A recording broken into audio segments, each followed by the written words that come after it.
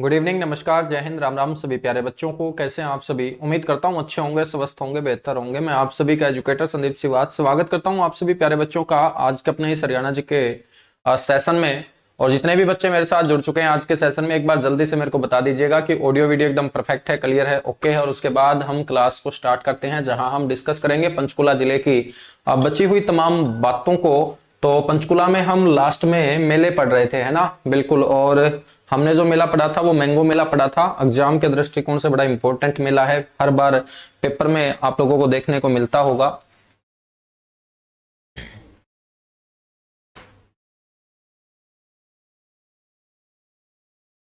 बताओ बच्चों फटाफट एक बार।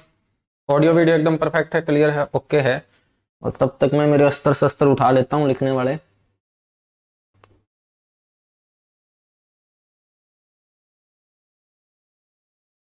सभी को राम राम, नमस्कार, जय हिंद भाई।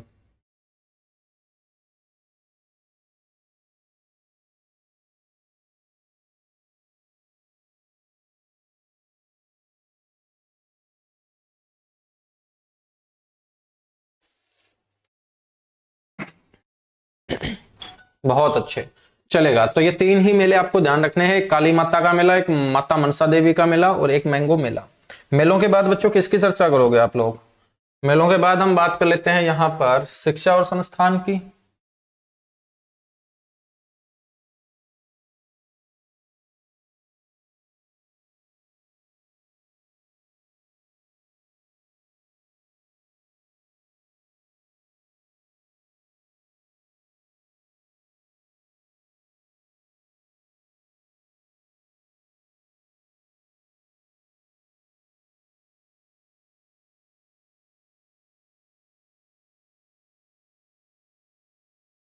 शिक्षा और संस्थान की हम चर्चा करेंगे।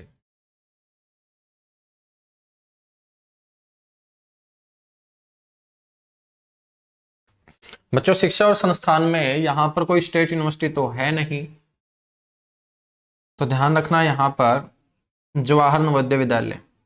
और आपसे पूछ ले कि बताइएगा पंचकुला का जवाहर नवोदय विद्यालय कहाँ स्थित है, तो ये मौली के अंदर है। मौली गांव का नाम है जवाहर नवोदय विद्यालय।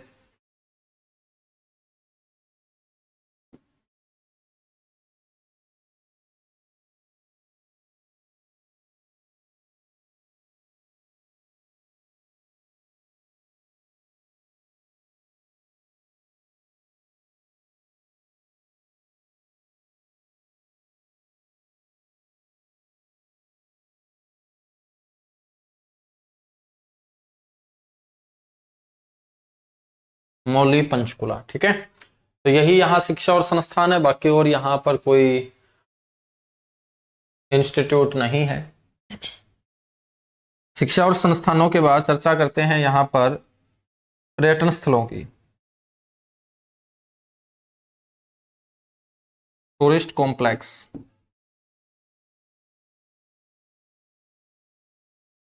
तो पर्यटन स्थलों में मेरे बच्चों एक तो यहाँ पर झील आपको ध्यान रखनी है,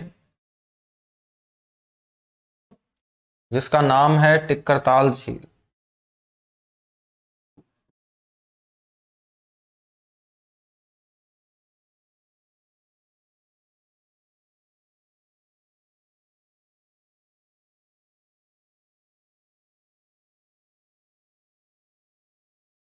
और टिक्करताल जो झील है बच्चों, ये मोरनी पंचकुला में।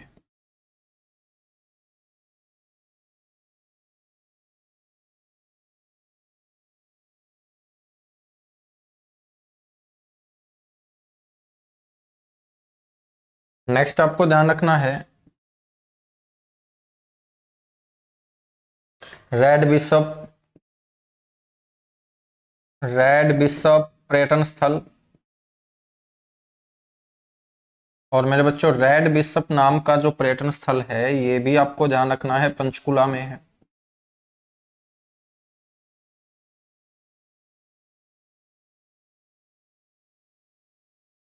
ठीक है।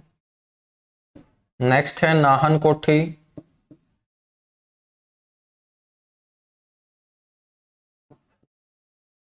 नाहन कोठी जो पर्यटन स्थल है यह भी पंचकुला की शिवालिक पहाड़ियों में स्थित है।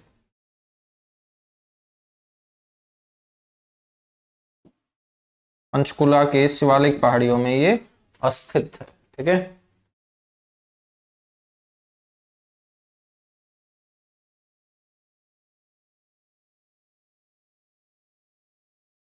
नेक्स्ट हम बात करेंगे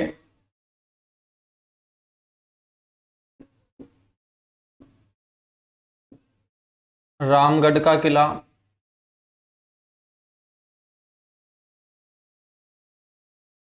रामगढ़ का जो किला है बच्चों, ये रामगढ़ पंचकुला में है। और इस किले के बारे में आप लोगों को पता होना चाहिए कि ये जो किला है अपने मुख्य द्वार की ऊंचाई के कारण Guinness book of world record के अंदर दर्ज है। ठीक है, तो ध्यान रखना है, मुख्य द्वार की ऊंचाई के कारण।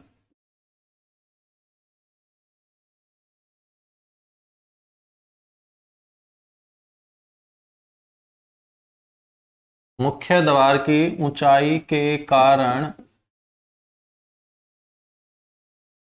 ये गिनीज बुक ऑफ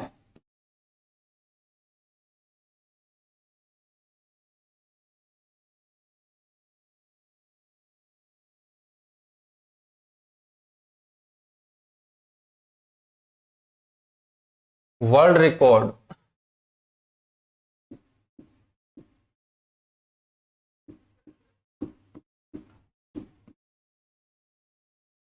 में दर्ज है।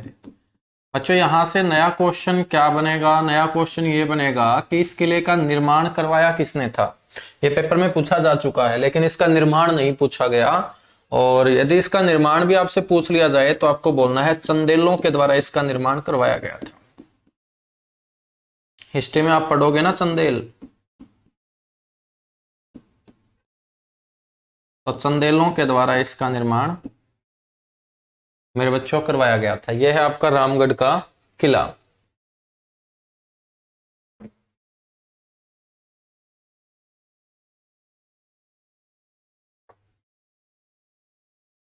यहां पर बच्चों एक गुरुद्वारा भी आपको ध्यान रखना है,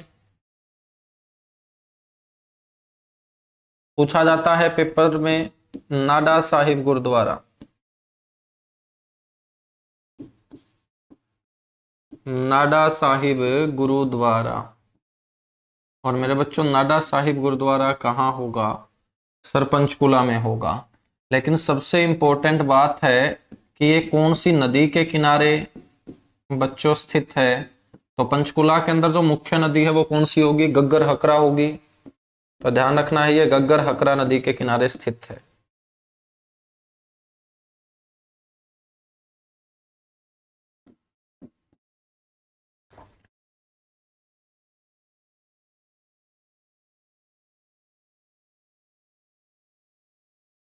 गग्गर हकरा नदी के किनारे ये क्या है मेरे बच्चों, स्थित है। बताया जाता है कि बंगानी की लड़ाई जीतने के बाद गुरु गोविंद सिंह जब आनंदपुर जा रहे थे तो बीच रास्ते में यहां पर उन्होंने रुकने का काम किया था। तो बंगानी की लड़ाई जीतने के बाद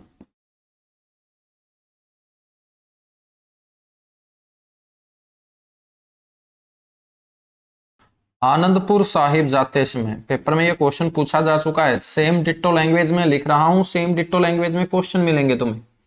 आनंदपुर साहिब जाते समय, आनंदपुर साहिब पंजाब में पड़ता है।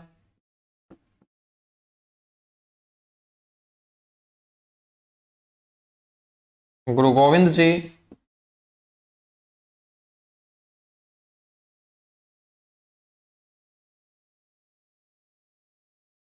एक रात यहां ठहरे थे।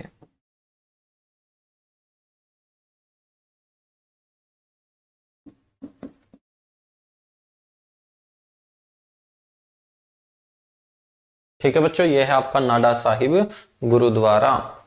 नाडा साहिब गुरुद्वारे के बाद नेक्स्ट पर्यटन स्थल है यहां पर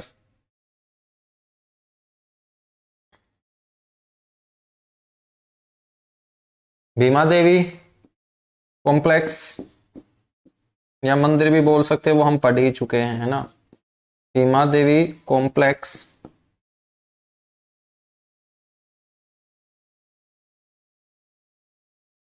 ये आपका पिंजौर में ही होगा।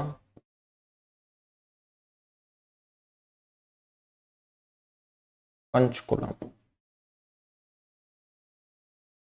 बच्चों यहाँ पर एक गार्डन है और गार्डन का नाम है कैक्टस गार्डन।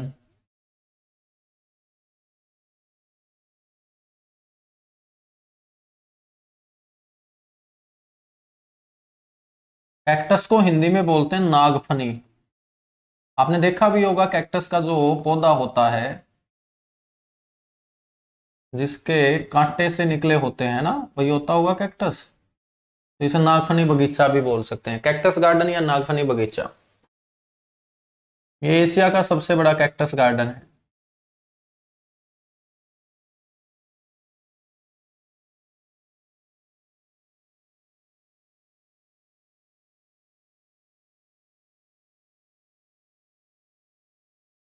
ये एशिया का सबसे बड़ा कैक्टस गार्डन है बच्चों।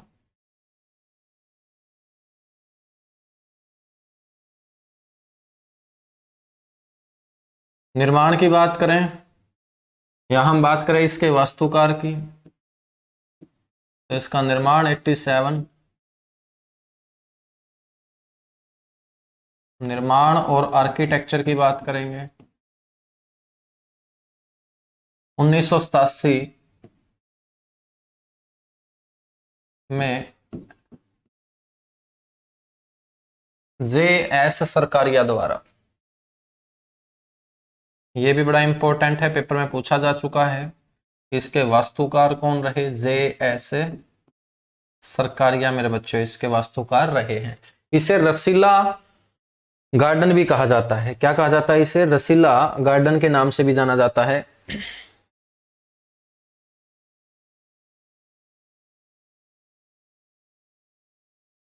तो इसका जो दूसरा नाम है ना वो भी इंपॉर्टेंट है। पहली बार बता रहा हूं तो मैं हरियाणा जीके के अंदर इसका दूसरा नाम आज तक किसी बैच में मैंने नहीं बताया। क्यों नहीं बताया? क्योंकि जैसे जैसे बच्चों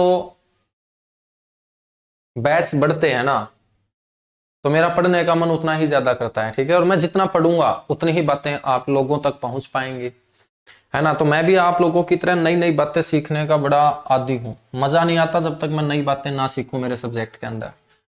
तो इसलिए हर बैच के अंदर पिछले बैच की तुलना में 10-15 जो परसेंट होता है ना कंटेंट, वो एक्स्ट्रा मिलता है बच्चे को, ठीक है। फिर बच्चे बुरा मान जाते हैं कि सर हमें कम करवाया।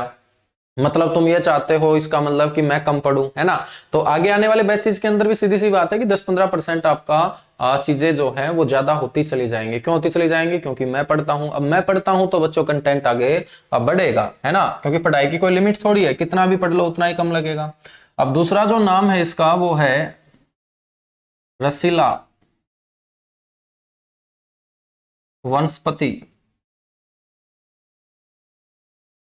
उद्यान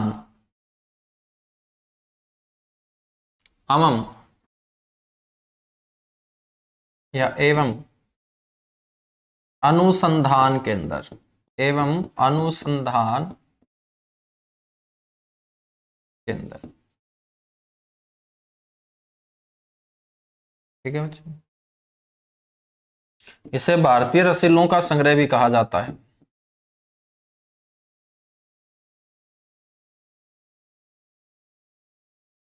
भारतीय रसीलों का संग्रह कौन सा गार्डन होगा आपका? कैक्टस गार्डन होगा।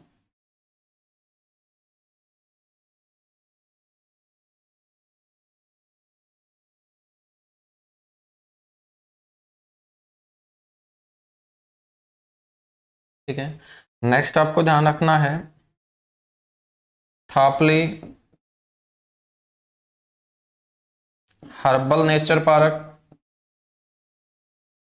ये आपका औषधीय पार्क है, Thapli herbal nature park.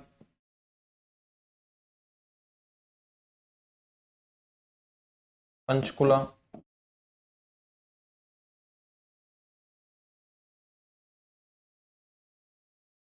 Next है टिक्करताल झील। तो हमने पढ़ ली है, टिक्करताल के नाम से हर्बल नेचर पार्क भी है।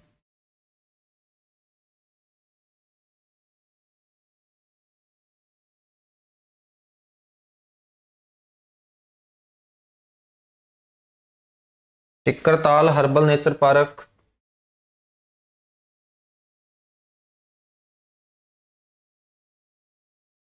ये मेरे बच्चों मोरनी के अंदर। तो कीजिएगा फटाफट नोट, उसके बाद आगे बढ़ेंगे। बिल्कुल, कैरियर विल पे भी राइटिंग बहुत अच्छी थी। बिल्कुल भाई, कैरियर विल के ऊपर मैं अभी भी पढ़ाता हूँ, ठीक है। हाँ, कैरियर विल के ऊपर अभी भी पढ़ाता हूँ, ऐसा नहीं है कि मैंने कैरियर विल क्विट कर दिया है। बहुत अच्छा प्लेटफॉर्म है, ठीक है। और बहुत जबरदस्त टीचर, मतलब इंडिया की टॉप फैकल्टी वहां जुड़ी होगी, आपको हर सब्जेक्ट के महारथी मिलेंगे, ठीक है। और जब राकेश यादव सर ने हरियाणा जीके की चाहत हुई, तो भाई सौभाग्य है, आप लोगों का प्यार है, मेरा नाम वहां गया। और पिछले 1.5-2 साल से बहुत अच्छी बॉन्डिंग है, बहुत अच्छा माहौल है वहाँ, जबरदस्त टीचर हैं। और राकेश यादव सर एक ग्रेट पर्सनालिटी हैं, अपने आप में एक महान व्यक्तित्व है, पूरे इंडिया के स्टूडेंट्स के दिलों में जगह है, क्योंकि किसी भी बच्चे के साथ वो गलत नहीं करते हैं, हमेशा वो मोटिवेट रखते हैं बच्चों को।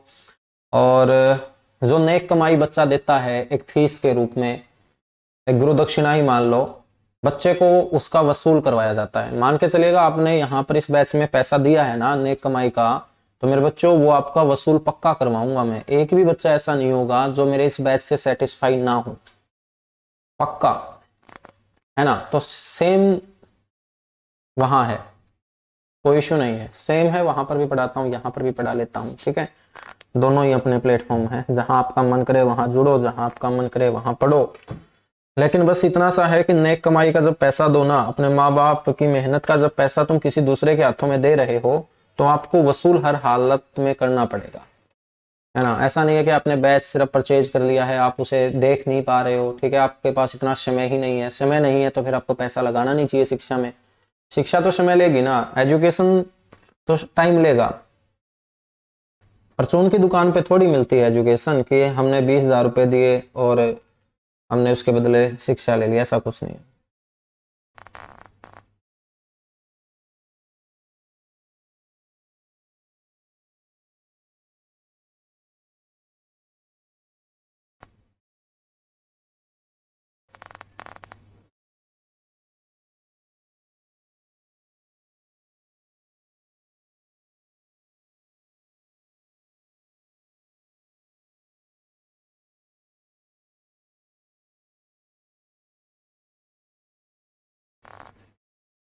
फटाफट नोट कीजिएगा भाई, फिर डन लिखिएगा।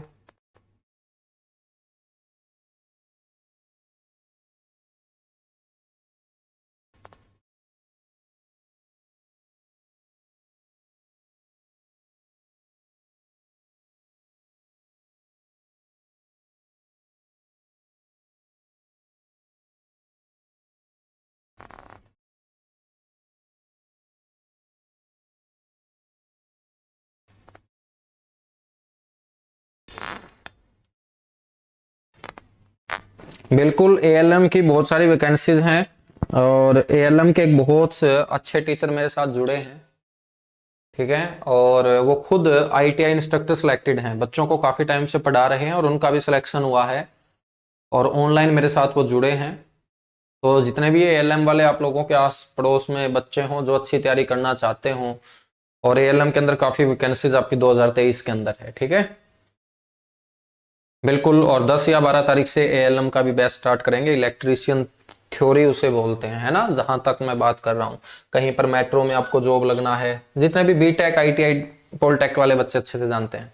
चलो नेक्स्ट, एक और पार्क है यहाँ पर, पता है कौन सा पार्क है यहाँ पर, जिसे हम पहले मुगल गार्डन के नाम से जाना करते थे बच्चों, वो है हमारा यादवेंद्र गार्डन।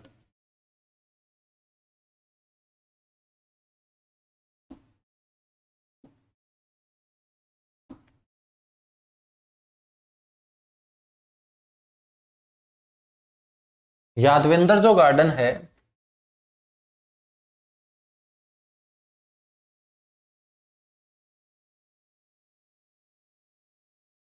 ये पिंजौर पंचकुला में है मेरे बच्चों।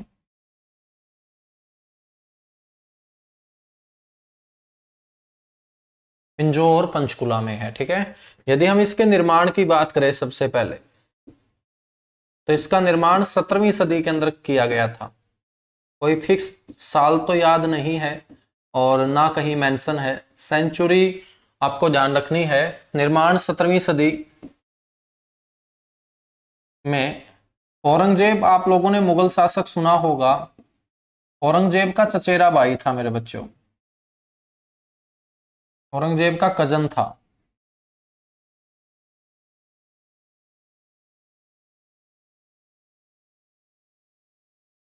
और औरंगजेब के उस चचेरे भाई का नाम था फिदाई खान, जो इस पिंजौर क्षेत्र में आया हुआ था। और यहां खाली पड़ी जमीन के ऊपर उसने पहले एक गार्डन बनाया। और इसका जो नाम रखा गया फिदाई खां के द्वारा, वो अपने वंश के नाम पर रखा गया, और इसका वंश है मुगल वंश। तो इसका जो पुराना नाम होगा यादवेंद्र गार्डन का, वो होगा मेरे बच्चों मुगल गार्डन।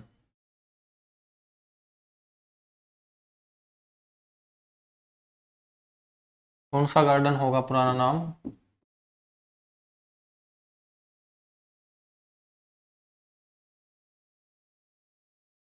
ठीक है, मुगल गार्डन होगा।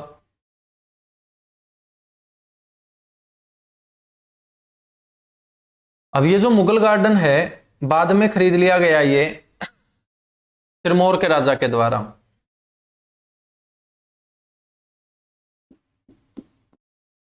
बाद में इसे सिरमौर, सिरमौर हिमाचल प्रदेश में है बच्चों।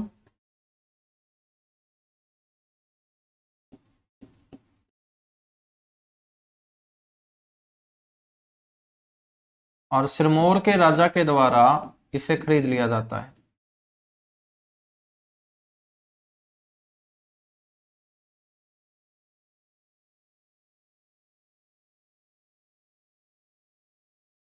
लेकिन सिरमौर के राजा से भी खरीद लिया फिर एक पटियाला के राजा अमर सिंह ने।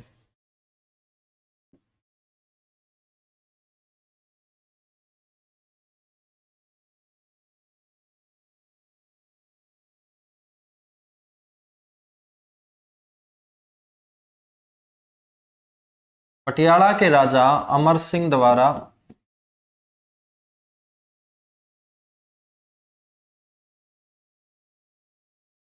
इस गार्डन को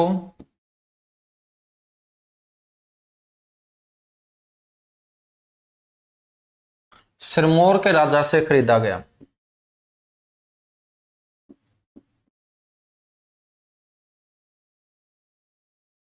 और आगे चल के पटियाला के एक राजा हुए यादवेंद्र, उसने अपने नाम पर इसके बगीचे का नाम रख दिया यादवेंद्र गार्डन। ये इसकी कहानी है।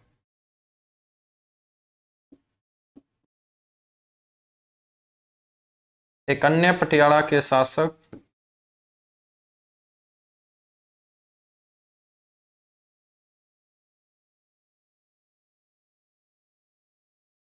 एक अन्य पटियाला के शासक किसके द्वारा?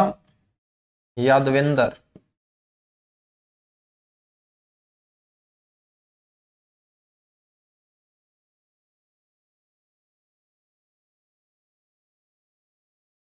इसका नाम यादवेंद्र गार्डन रखा गया।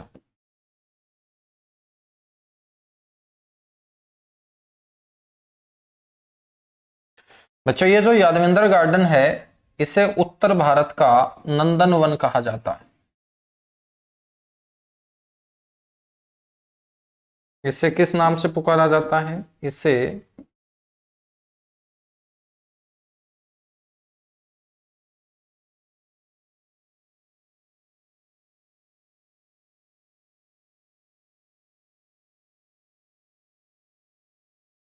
इसे उत्तर भारत का नंदन वन कहा जाता है। बड़ा इंपॉर्टेंट क्वेश्चन है, उत्तर भारत का नंदन वन किसे कहा जाता है? इस यादवेंद्र गार्डन को कहा जाता है। ठीक है बच्चों। हरियाणा सरकार द्वारा जो बैसाखी उत्सव मनाया जाता है 13 अप्रैल के दिन, वो यहीं पर आयोजित किया जाता है। तो हरियाणा पर्यटन निगम द्वारा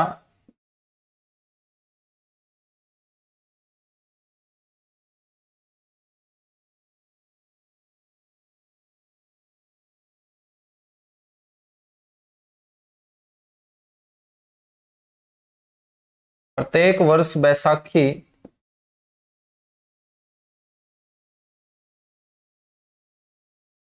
उत्सव का आयोजन।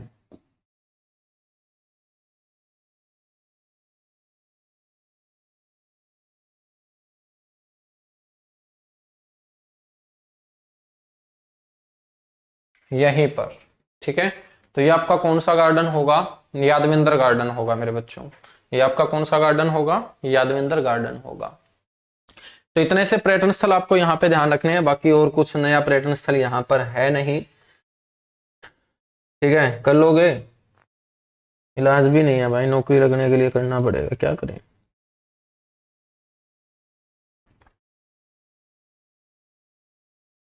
चलो, एक और पर्यटन स्थल फिर बता देता हूं तुम्हें, माउंटेन क्वेल।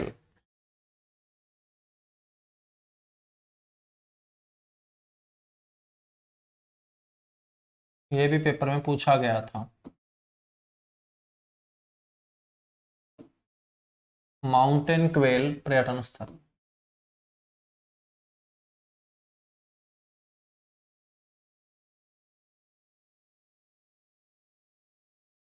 मोरनी के अंदर है बच्चों। ठीक है, अब बात करेंगे किसकी? महान व्यक्तित्व की बात कर लेते हैं। और तुम लोगों के कोई याद हो पर्यटन स्थल है? तुम लोगों के कुछ याद पर्यटन स्थल बताओ, कौन सा पर्यटन स्थल?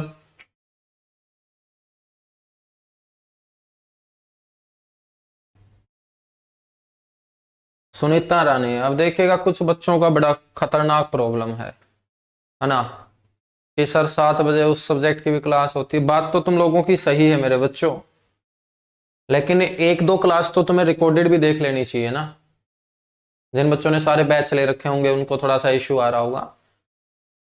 तो बाकी टाइम मैं सोच रहा हूँ कि इस वीक तो एक बार चलने देते हैं, कल का ही दिन है, कल मॉर्निंग में कर लेंगे। और बताओ, कल मॉर्निंग में कर लेंगे। और नेक्स्ट वीक चेंज कर दूंगा, ठीक है। और क्या बताऊं, अब एक एक बच्चे की यदि मैं सुनूंगा ना, फिर तो मैं बैच कंप्लीट करवा ही नहीं पाऊंगा, सही बता रहा हूं। क्योंकि आप अपना फायदा देखते हो, मैं मेरा टाइम मैनेजमेंट देखता हूं। है?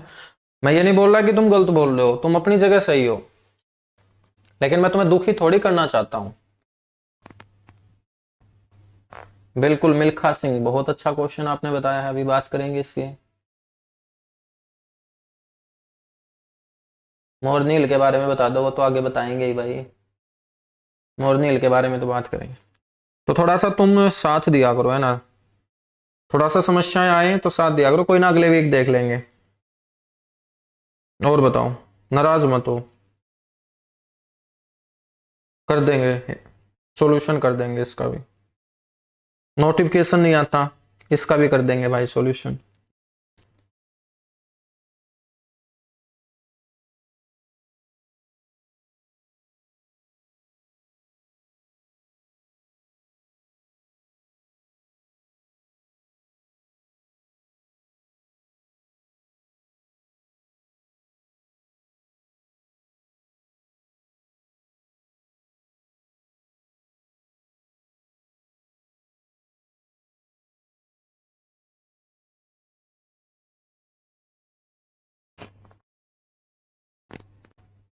सर 3 क्लास एक साथ चलती हैं।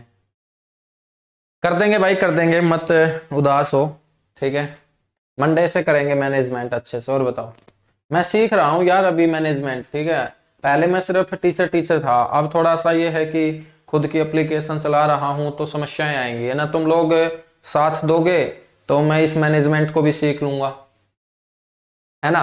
तो पहले मेरे को पता नहीं चलता था कि कैसे कैसे एप्लीकेशन रन होती है, अब धीरे धीरे सीख रहा हूँ। गलतियां होंगी फिर सीखेंगे, समस्याएं आएंगी उनका सॉल्यूशन ढूंढेंगे। अब तुम डेली एक दो समस्या बता देते हो ना, तो इनका सॉल्यूशन मैं ढूंढना स्टार्ट कर दूंगा। ठीक है, जैसे आज आपने ये समस्या मेरे सामने रखी है, तो इसका सॉल्यूशन मैं आज ही ढूंढना स्टार्ट कर दूंगा। गलती तुम लोगों की बिल्कुल भी नहीं है, लेकिन गलती मेरी भी नहीं है, ठीक है। क्या बताऊं, चलो करेंगे, कोई ना।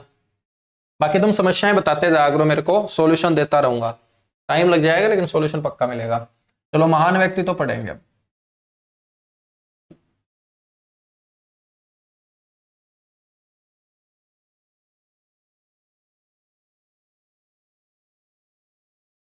है ना। काफी बच्चे की बहुत ज्यादा प्रॉब्लम है, सही बता रहा हूँ।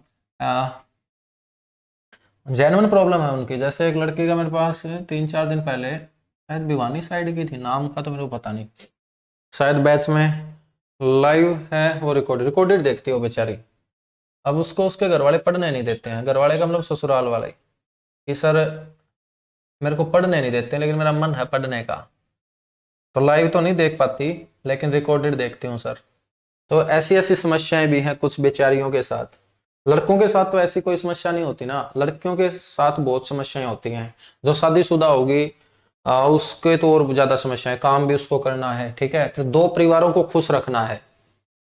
अब लड़के का तो क्या होता है कि एक परिवार खुश रखना है, लड़की को दोनों परिवार खुश रखने हैं। मतलब मायके में कोई दिक्कत हो जाए तब भी बेचारी परेशान, ससुराल में हो जाए और ज्यादा परेशान, ठीक है। अब अपना तो मायके मायके में परेशान नहीं होना, तब परेशानी ज्यादा होती है अपने ससुराल वाले, तो चलो थोड़ा सा लड़कों का अलग मैटर है ना। कोई ज्यादा है ससुराल वाले बहुत अच्छे हो, खातिरदारी अच्छे करते हो तो थोड़ा सा दिल पे लगेगी, वरना लड़की के दोनों साइड परेशान नहीं है। तो इसलिए लड़कियों को सैल्यूट बनता है जो शादीशुदा होकर पढ़ती हैं, और पढ़ाई ही है जो उनको उन समस्याओं से बाहर लेके आ सकती है।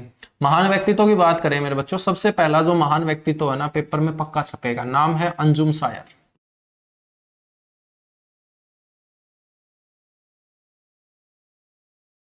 पंचकुला में पैदा हुए अंजुम शायर, प्रसिद्ध उर्दू कवि।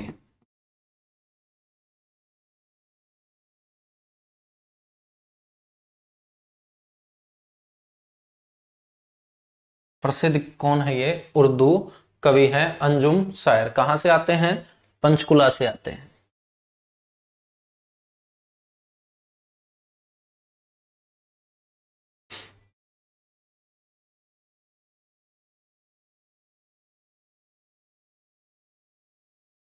लगभग 25 पुस्तकों की मेरे बच्चों इन्होंने रचना की है।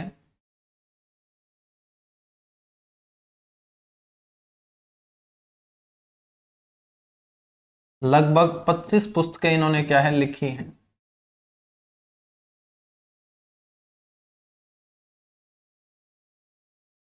भारत व पाकिस्तान दोनों के दोनों जो भाई हैं एक दूसरे के, भारत बड़ा भाई है, पाकिस्तान छोटा भाई है, क्योंकि भारत से ही पाकिस्तान अलग हुआ है, तो एक भाई से ही दूसरा भाई अलग होता है, बच्चों बंटवारा होता है तब, है ना। तो है तो भाई, लेकिन ये पाकिस्तान थोड़ा सा निकम्मा भाई है अपना, ये समस्याएं बहुत ज्यादा रखता है, और भाई भाई के बीच ही लड़ाई ज्यादा होती है ना बंटवारे को लेके, क्योंकि पाकिस्तान बोलता है मेरे को ज्यादा कुछ दिया नहीं भारत ने, लेकिन भारत बोलता है कि जैसे तेरे लक्षण थे ना उसके मुकाबले बहुत कुछ हमने दिया आपको। तो भारत व पाकिस्तान के संबंध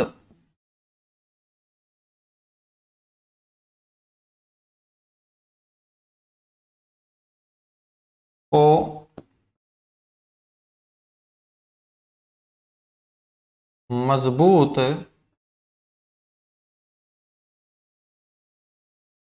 बनाने पर इनकी एक फीचर फिल्म आधारित है। इनकी कर्जदार दो देश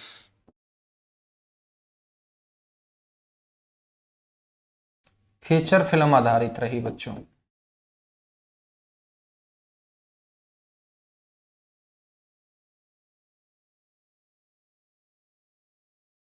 देश का तीसरा सबसे बड़ा सम्मान कौन सा है? भारत रत्न पहले नंबर पे है, दूसरे नंबर पर पद्म विभूषण है, तीसरे नंबर पे पद्म भूषण है मेरे बच्चों, ठीक है।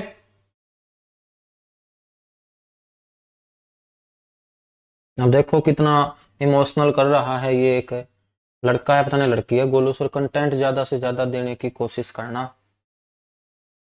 भाई, कोशिश ही कर सकता हूँ, ठीक है।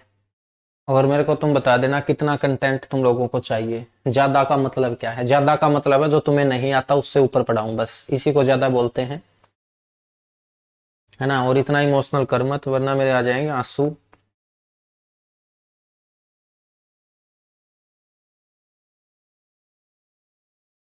ठीक है बच्चों, इनको 1991 में चौथा सबसे बड़ा सम्मान दे दिया गया, और चौथा सबसे बड़ा सम्मान है पद्मश्री।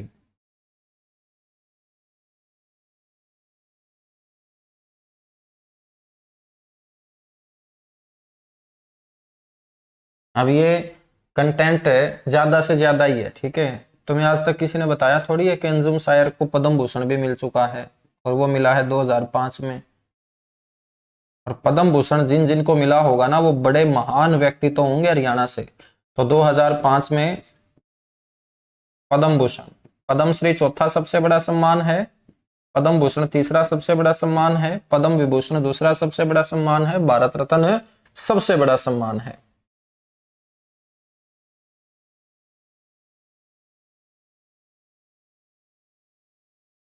करो नोट फटाफट, करो नोट फटाफट, उसके बाद आगे बढ़ेंगे।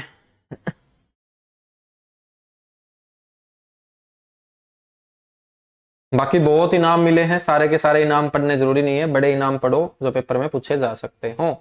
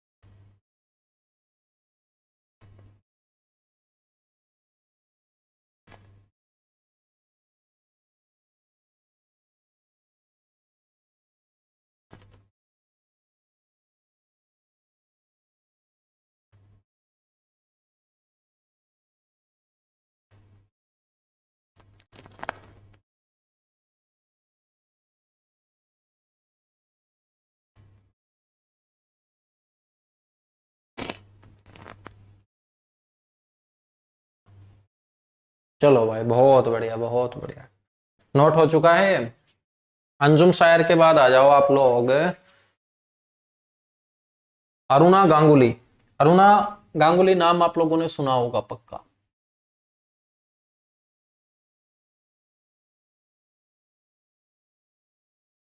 ये दो बड़ी शख्सियत हैं, अरुणा गांगुली। इनका जीवन काल भी याद रखना है बच्चों। 1909 में ये पैदा हुई और 1996 में ये मृत्यु को प्राप्त हुई, ठीक है। जन्म इनका हुआ था कालका के अंदर।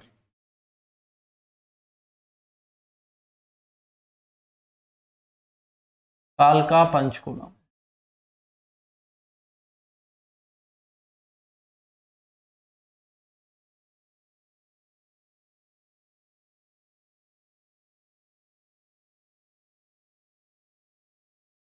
अरुणा गांगुली जो है मेरे बच्चों,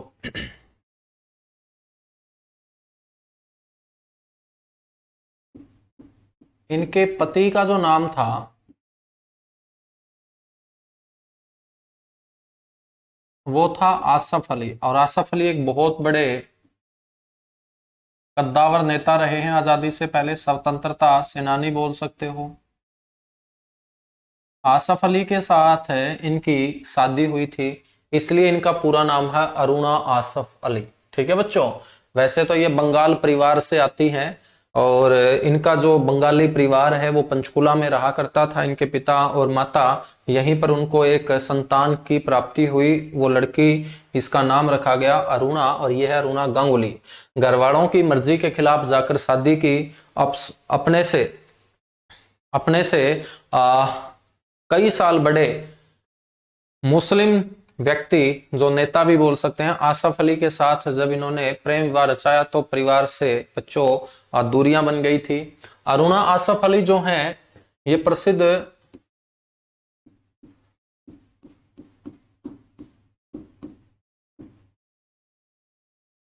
लेखिका भी रही हैं,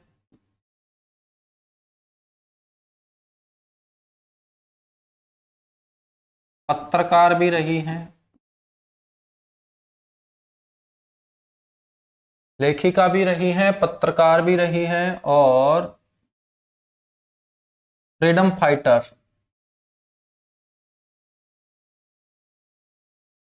स्वतंत्रता सेनानी भी रही हैं। फ्रीडम फाइटर, स्वतंत्रता सेनानी, और मेरे बच्चों समाज सेविका भी रही हैं, सोशल एक्टिविस्ट। अब आप बोलोगे कि क्या सर ऐसे याद रखना जरूरी है? बिल्कुल याद रखना जरूरी है। क्यों याद रखना जरूरी है? क्योंकि यहां से जब क्वेश्चन पूछा गया था तो आपसे क्वेश्चन पूछा गया था कि अरुणा आसफ अली का संबंध निम्नलिखित में से कौन से क्षेत्र से नहीं रहा। तो बच्चों एग्जामिनर को एक क्वेश्चन के चार ऑप्शन की जरूरत होती है, तो यहां पर चार ऑप्शन सटीक बैठते हैं। तो ये लेखिका भी थी, पत्रकार भी थी, मतलब जर्नलिस्ट भी बच्चों थी, फ्रीडम फाइटर भी थी और सोशल एक्टिविस्ट भी थी। तो यहां पर चार ही बातें अरुणा आसफ अली की फील्ड में जुड़ी हुई हैं। तो पेपर में क्वेश्चन इस लैंग्वेज से पूछा गया कि अरुणा आसफ अली का संबंध कौन सी फील्ड से नहीं रहा, तो इन तीन में से एक को हटा दिया गया और इसकी जगह कोई और रख दिया गया, तो आपका वही आंसर बन जाएगा। तो चारों के चारों आपको फील्ड इसके पता होने चाहिए, ठीक है। 8 अगस्त 1942 को महात्मा गांधी ने एक आंदोलन शुरू किया था, उसको हम भारत छोड़ो आंदोलन बोलते हैं, इंडिया क्विट मूवमेंट बोलते हैं। और उसी आंदोलन के बाद अंग्रेजों के दिमाग में एक बात पक्की बैठ गई थी कि अब हमें बहुत जल्दी अपने बोरे बिस्तरे समेटने पड़ेंगे, क्योंकि जो व्यक्ति अहिंसा के रास्ते पे चलता था उसने भी मेरे बच्चों करो या मरो का नारा दे दिया था। महात्मा गांधी ने नारा दिया था भारत छोड़ो आंदोलन के दौरान, करो या मरो, यानी कि करने और मारने वाली बात गांधी ने पहली बार की थी, हिंसा की बात पहली बार की थी कि अब तो कुछ करो या फिर मरो, ठीक है। भारत छोड़ो आंदोलन जब शुरू किया जाता है अंग्रेजों को इसकी भनक लग जाती है, और बड़े बड़े जितने भी क्रांतिकारी थे, जितने भी नेता थे कांग्रेस के, उन सारे के सारे नेताओं को आंदोलन शुरू होने से पहले ही नजरबंद कर दिया गया था, मतलब कैद कर दिया गया था। लेकिन अकेली ये अरुणा गांगुली ऐसी बच्चों उस समय स्वतंत्रता सेनानी थी जिन्होंने अंग्रेजों की आंखों में धूल झोंकते हुए मुंबई के गोवालिया टैंक मैदान के अंदर पहुंचकर झंडा फहराने का काम किया था। और उसी दिन से अरुणा गांगुली के चर्चे पूरे भारत में बच्चों फैलना शुरू हो गए थे, और अरुणा गांगुली को आयरन लेडी का नाम दिया जाना शुरू कर दिया गया था। तो आपसे पूछ ले कि आयरन लेडी के नाम से किसे जाना जाता है? अरुणा गांगुली को जाना जाता है।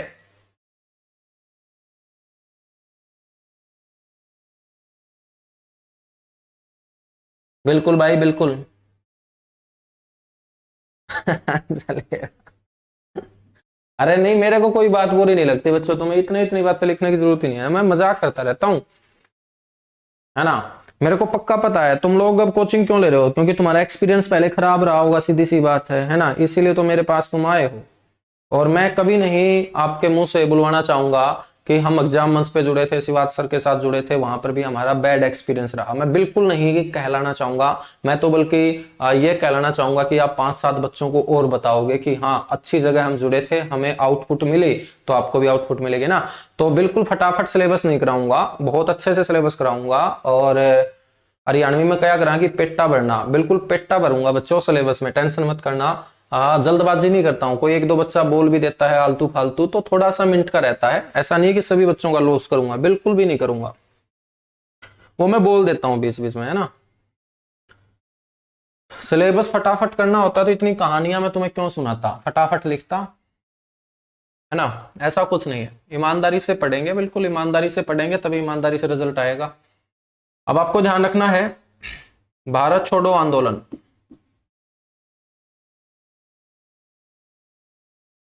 मेरे को बुरा किसी बात का नहीं लगता है, टेंशन मत लो तुम, चाहे तुम कुछ भी बोल दो तब भी ना बुरा मानूं मैं, क्योंकि ये ऑनलाइन है, ऑनलाइन में कोई किसी को कुछ भी बोल सकता है भाई, ठीक है। अब सामने तो कोई गलत बोल दे तो फिर तो पकड़ लें, अब तुम मेरे को ये नहीं पता कहाँ से जुड़े हो, चाहे कुछ भी बोल दो तुम, ठीक है, तो बुरा किस बात का।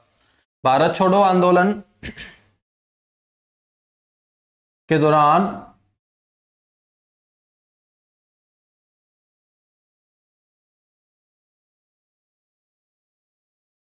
मुंबई के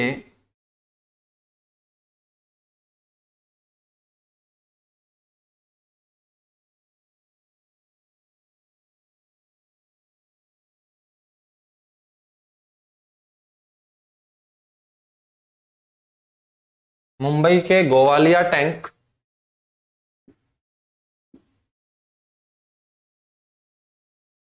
मैदान में झंडा फहराने वाली महिला है बच्चों ये। और अकेले ही इतना बड़ा काम जब इन्होंने बखूबी निभाया तो बच्चों इन्हें आयरन लेडी के नाम से संज्ञा दी जाती है।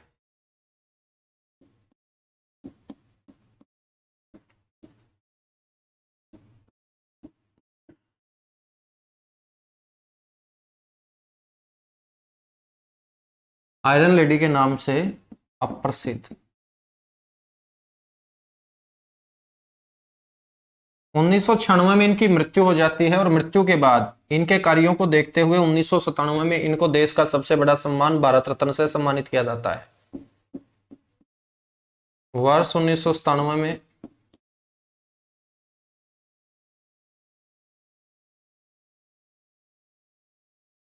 मृत्युपरांत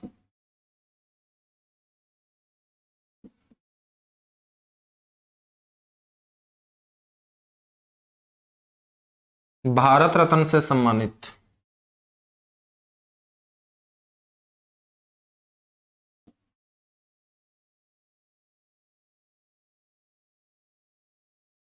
मृत्युपरांत भारत रत्न से सम्मानित। ठीक है बच्चों, अब मैं आप लोगों से क्वेश्चन पूछता हूं, मेरे को आंसर देना तुम। मैं आपसे पूछूं कि हरियाणा राज्य को अब तक कितने भारत रत्न मिले हैं। ध्यान से सुनना मेरी बात और क्वेश्चन का आंसर लिखो कमेंट में। गोली की रफ्तार से आना चाहिए कमेंट आपका कि हरियाणा को अब तक कितने भारत रत्न मिले हैं। फटाफट आंसर दो जितने भी बच्चे जुड़े हुए हैं।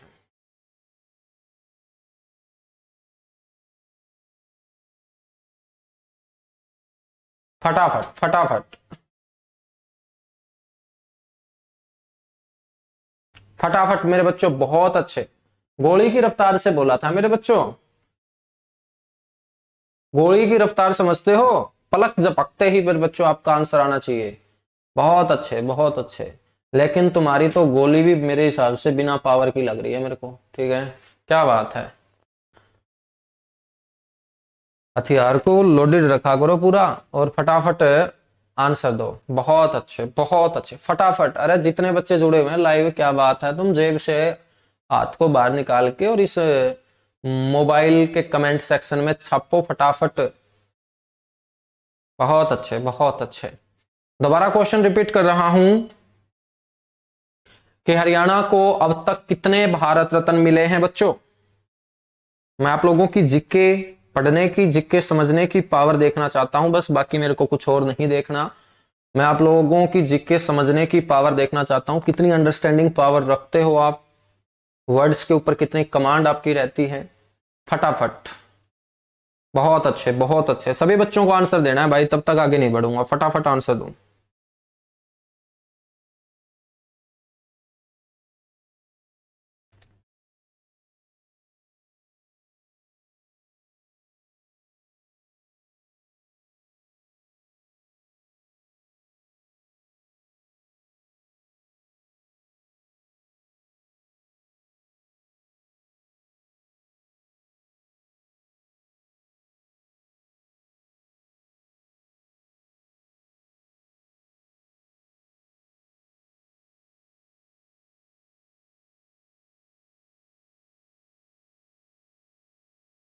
बहुत बढ़िया।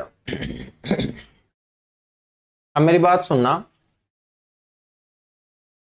मैंने आपसे पूछा था कि हरियाणा को कितने भारत रत्न मिले, तो आपका आंसर होना चाहिए 0।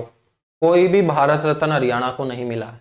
ठीक है, अब आप बोलोगे कि सर अरुणा गांगुली को मिला तो है। बिल्कुल मिला है अरुणा गांगुली को 1997 में। मेरे बच्चों 1997 में अरुणा गांगुली को पुरस्कार जब ये मिलता है तो ये पुरस्कार अरुणा गांगुली ने तो प्राप्त नहीं किया होगा, इसके घर वालों ने ही प्राप्त किया होगा क्योंकि ये मृत्यु उपरांत मिला है। और इसका परिवार कहां से है, पश्चिम बंगाल से है। तो इसके परिवार को जब ये 1997 में भारत रत्न मिलता है अरुणा आसफ अली की मृत्यु के बाद, तो इसका जो बंगाली परिवार है ये भारत रत्न पश्चिम बंगाल को समर्पित कर देता है। किसको समर्पित कर देता है? पश्चिम बंगाल को।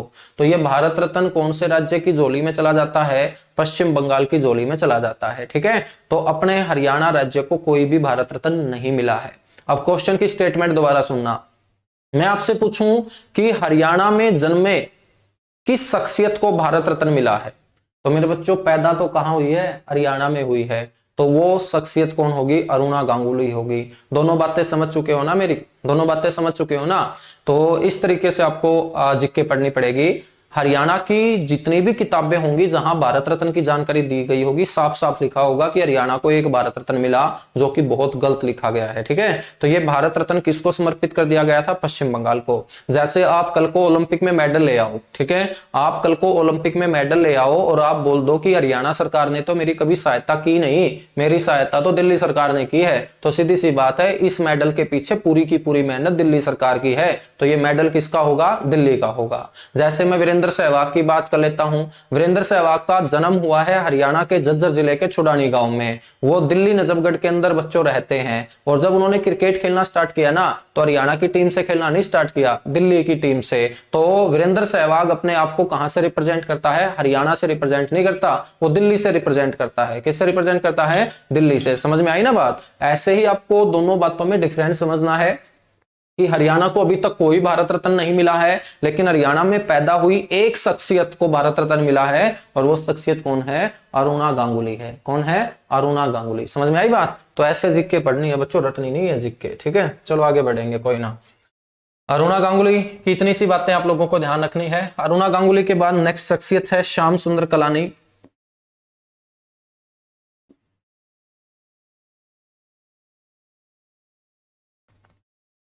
श्याम सुंदर कलानी मेरे बच्चों, श्याम सुंदर कलानी कहां से? पंचकुला से। और यदि आपने लॉकडाउन के अंदर रामायण देखी होगी, तो रामायण के अंदर सुग्रीव सुग्रीव आपने देखा होगा।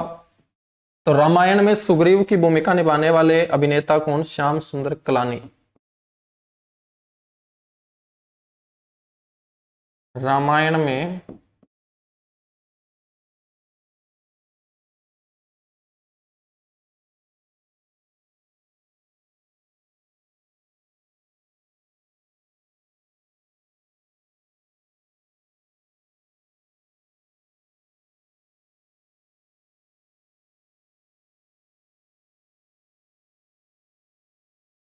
निभाने वाले कलाकार।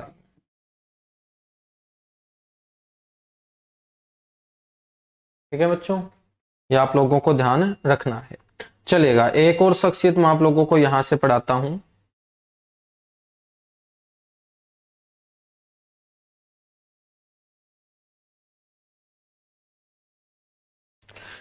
एक शख्सियत है नाडू सा लबाना। पेपर में पक्का पूछा जाएगा, आज तक नहीं पूछा गया है। नाडू सा लबाना। नाडू सा जो लबाना है, ये पंचकुला के रहने वाले थे, और ये सिखों के 10वें गुरु गुरु गोविंद सिंह के भगत थे। और इन्हीं के नाम पर नाडा साहिब गुरुद्वारा है, ये ध्यान रखना। ठीक है, नाडू शाह के नाम पर ही नाडा साहिब गुरुद्वारा है। ठीक है, ये सिखों के 10वें गुरु गुरु गोविंद सिंह के क्या थे? शिष्य थे, भगत थे।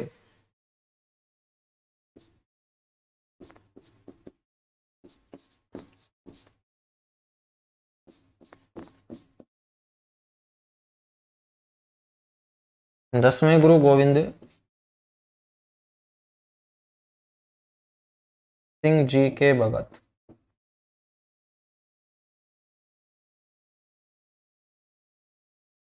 ठीक है मेरे बच्चों, यहां से एक जेट फाइटर प्लेन उड़ाने वाली महिला भी रही।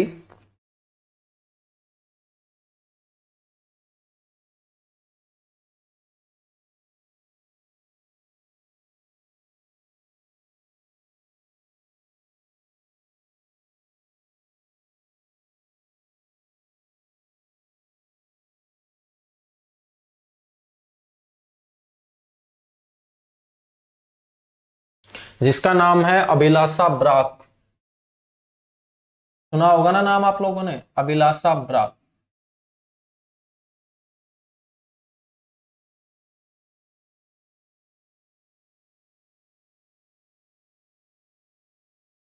अभिलाषा ब्राक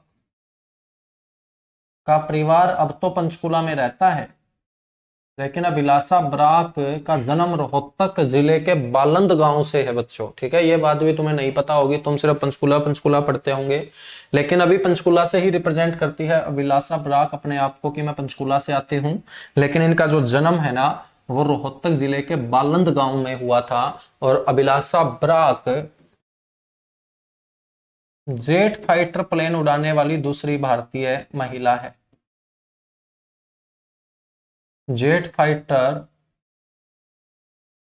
उड़ाने वाली दूसरी भारतीय महिला, पहली मैंने आप लोगों को पानीपत में लिखवाई थी ना, अवनी चतुर्वेदी, वो उसकी ससुराल है हरियाणा का पानीपत का समालखा। ये दूसरी भारतीय महिला है। वह प्रथम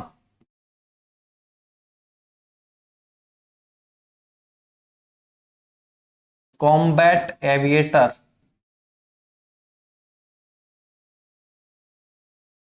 पायलट महिला है बच्चों। अब ये कॉम्बैट एविएटर कौन सी होती है? जितने भी अपने सैनिक जिनके शिविर ऐसे स्थानों पे है जहां पर सड़क के माध्यम से या रेल के माध्यम से या किसी भी माध्यम से वहां तक बच्चों उनके खाने पीने का राशन नहीं पहुंचाया जा सकता, तो बहुत सारे ऐसे स्थान हैं, ऐसी हमारी सैन्य चौकियां हैं जहां पर सड़क का कोई रास्ता नहीं है, ट्रेन वहां पर नहीं जाती है बच्चों। फिर वहां पर उन चौकियों के अंदर तैनात सैनिकों तक जो राशन पानी खाना पीना पहुंचाया जाता है वो फाइटर प्लेन से पहुंचाया जाता है। तो ये जो फाइटर प्लेन जाते हैं उनको बोलते हैं कॉम्बैट एविएटर। क्या बोलते हैं? Combat aviator. और अभी तक कोई महिला ने ये मेरे बच्चों जहाज नहीं उड़ाया था, तो ये है अभिलाषा ब्राक। इन दुर्गम स्थानों तक सैनिकों तक खाना पहुंचाने के लिए जो जहाज यूज किए जाते हैं उन जहाजों को उड़ाने वाली पहली भारतीय महिला कौन बनी है? अभिलाषा ब्राक बनी है। ठीक है, और इसका संबंध बच्चों पंचकुला से है। हालांकि मैंने आप लोगों को बताया कि बच्चों ये बालंद गांव रोहतक की रहने वाली हैं, लेकिन अपने आप को अब रिप्रेजेंट पंचकुला से करती हैं। तुमसे पेपर में पूछे तो तुम्हें पंचकुला ही बोलना है। ठीक है बच्चों, तो ये थे हमारे ग्रेट पर्सनालिटी, महान व्यक्तित्व। अब हम बात कर लेते हैं महत्वपूर्ण तथ्य की। महत्वपूर्ण तथ्य हम पढ़ लेंगे चलो कल की क्लास में। तो कल की जो क्लास होगी ना वो आपकी मॉर्निंग में होगी। कल की क्लास आपकी कब होगी? मॉर्निंग में होगी। ठीक है, 3-4 दिन में या 4-5 दिन में अपने जिले कंप्लीट हो जाएंगे और उसके बाद फिर हम कंटिन्यू आगे बढ़ेंगे। ठीक है, और बहुत जल्दी 2 क्लास भी हम स्टार्ट कर लेंगे। अब तो तुम लोगों का इंटरेस्ट बन चुका होगा ना, 2-2 क्लास कर लिया करेंगे। और एप्लीकेशन में जो थोड़ा सा इश्यू आया हुआ है, तो 2-3 दिन के बाद आप लोग ग्रुप से तो जुड़ चुके होंगे सारे के सारे बच्चे।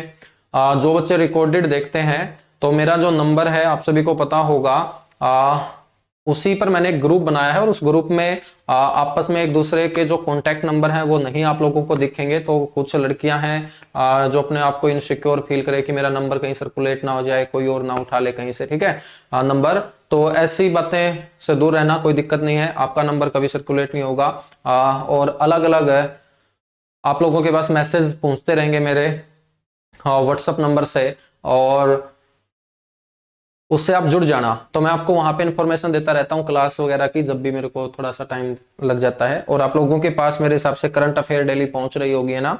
करंट अफेयर की हम क्लास भी करेंगे, तब तक आप थोड़ा सा सेल्फ स्टडी के तहत उन जो पीडीएफ में भेजता हूं उनको पढ़ते रहा करो। डेली 1-2 पेज आता है, उसे 1-2 पेज को साथ के साथ कवर करोगे तो आपको करंट अफेयर फिर बर्डन नहीं लगेगा। ठीक है, चलेगा। Thank you, bye bye. और कल की क्लास मेरे बच्चों मॉर्निंग में होगी, मैं टाइम डाल दूंगा 9:30 या 10 के अराउंड, क्योंकि शाम को मैं कहीं बाहर निकलूंगा कल सैटरडे के दिन, और सुबह जो है वो मैं आपकी क्लास लेके जाऊंगा फिर। ठीक है,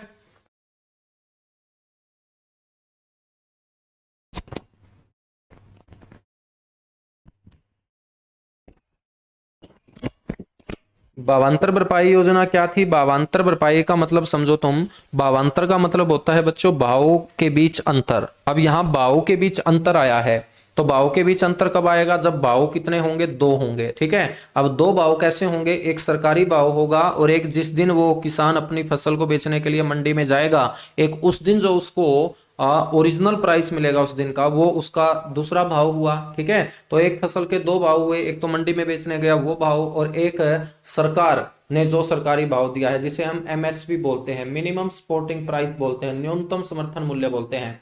जैसे आप खेती करते हो, आपने टमाटर उगा रखे हैं और सरकार बोले कि हम 1,000 रुपये क्विंटल के हिसाब से आपके टमाटरों का रेट निर्धारित करते हैं। ठीक है, अब आपने टमाटर लगाए, 2-2.5 महीने के बाद टमाटर की जब खेती हुई, आप टमाटर लेके पहुंच जाते हो मंडी में। अब उस दिन जाके वो व्यापारी बोलता है कि देखिएगा, हम 600 रुपये में टमाटर खरीद सकते हैं क्योंकि आज टमाटरों की इतनी डिमांड नहीं है। अब जब डिमांड ही नहीं होगी तो रेट गिरेगा, सीधी सी बात है। तो वो बोलेगा 600। अब तुम बोलोगे कि खट्टर ने तो घोषणा की थी 1,000 रुपये देने की।